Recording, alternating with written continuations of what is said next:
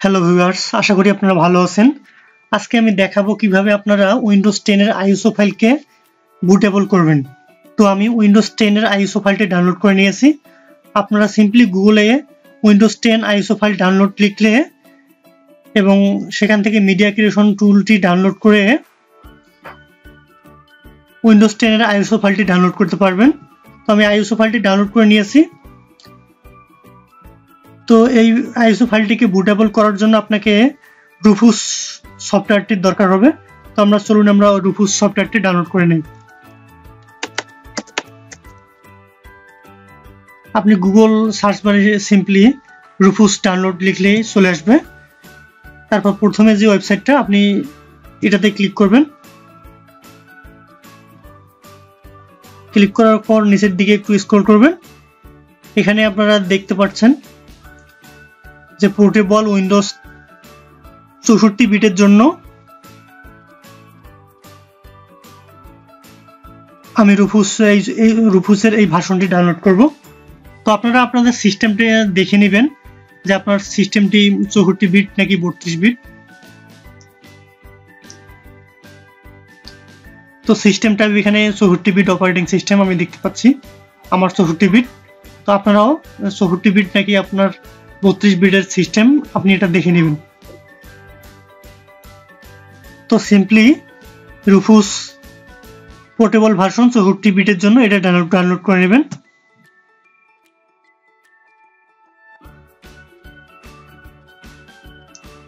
Download হয়ে গেলে আপনি এটা ডাউনলোড ফোল্ডারে দেখতে পাবেন। আপনার ডাউনলোড ফোল্ডার চেক করবেন। তো দেখতে পাচ্ছি আমাদের এখানে রুফুস ডাউনলোড হয়ে গেছে। তো এটার উপর ডাবল ক্লিক করবেন, ইয়েস ক্লিক করবেন।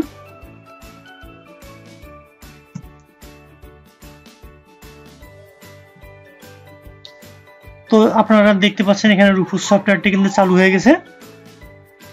তো এখান থেকে আমি একটি পেন ড্রাইভ আমার কম্পিউটার সংযোগ করেছি। পেন ড্রাইভে একটা 32 জিবি পেন ড্রাইভ আমি সংযোগ করেছি। তো এবার আপনাকে আইএসও ফাইলটিকে সিলেক্ট করতে হবে। তার জন্য এখানে ক্লিক করবেন। সিলেক্ট ক্লিক করার পর আপনি কোথায় আপনার আইএসও ফাইলটিকে রেখেছেন সেটি দেখতে হবে আপনাকে। তো আমি ডাউনলোড এই ফোল্ডারে রেখেছি। তো ডাউনলোড ফোল্ডার থেকে আমি আইএসও ফাইলটিকে সিলেক্ট করে দেব। ওপেন, তারপর ইমেজ অপশন, এখানে স্ট্যান্ডার্ড উইন্ডোজ ইনস্টলেশন এটাই থাকবে। আর এখানে একটি অপশন আছে এখানে দুইটি অপশন আছে, এমবিআর এবং জিপিটি। এখানে আপনার ডিস্ক পার্টিশন কি টাইপের এগুলো একটু দেখে নিতে হবে।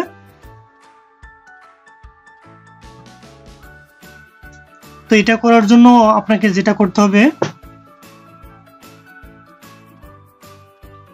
সিম্পলি আপনি আপনার ডিসপিসি রাইট বাটন ক্লিক করবেন, তারপর ম্যানেজ এখানে ক্লিক করবেন, তারপর ডিস্ক ম্যানেজমেন্ট এখানে ক্লিক করবেন। ডিস্ক ম্যানেজমেন্ট এখানে ক্লিক করবেন। ক্লিক করার পর এখানে আমি আমার ডিস্কগুলো দেখতে পাচ্ছি, যেগুলো NTFS এবং ডিস্ক, যেগুলো একটি ডিস্কের উপর রাইট বাটন ক্লিক করবেন, তারপর প্রপার্টিস, তারপর volume, disk volume, partition style হচ্ছে মাস্টার বুট রেকর্ড এমবিআর অর্থাৎ এমবিআর। এখানে যদি আপনার জিপিটি থাকে, অর্থাৎ আমরা এখানে দেখতে পাচ্ছি জিপিটি, যদি আপনার ডিস্ক পার্টিশন জিপিটি থাকে অর্থাৎ পার্টিশন স্টাইল জিপিটি থাকে, তাহলে আপনারা জিপিটি দিয়ে নেবেন। আমার যেহেতু এখানে এমবিআর দেওয়া আছে, তো আমি সেহেতু এমবিআর দিয়ে নেব।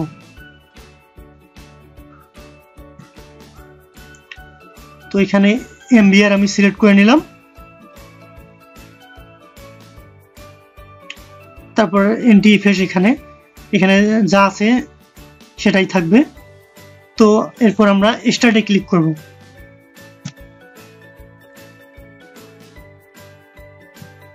তারপর আপনি এখানে একটি নাম দিতে পারেন, উইন্ডোজ ইউজারের একটা নাম দিতে পারেন। মনে করেন আমি অ্যাডমিন দিলাম, তারপর ওকে প্রেস করলাম।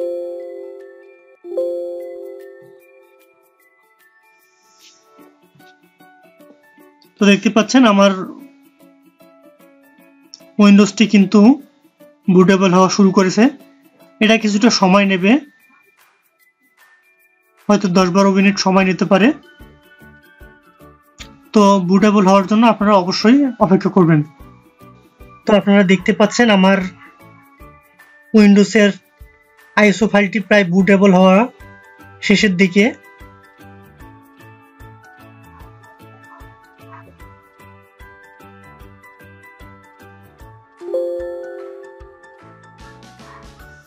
তো আপনারা দেখতে পাচ্ছেন আমার পেন ড্রাইভটি কিন্তু সম্পূর্ণভাবে উইন্ডোজের আইএসও ফাইলের সাথে বুটেবল হয়ে গেছে।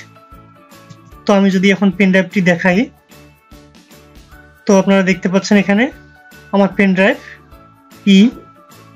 আমি যদি এখানে ক্লিক করি, এখানে উইন্ডোজের আইএসও ফাইলের বিভিন্ন ফাইলগুলো দেখতে পাবেন।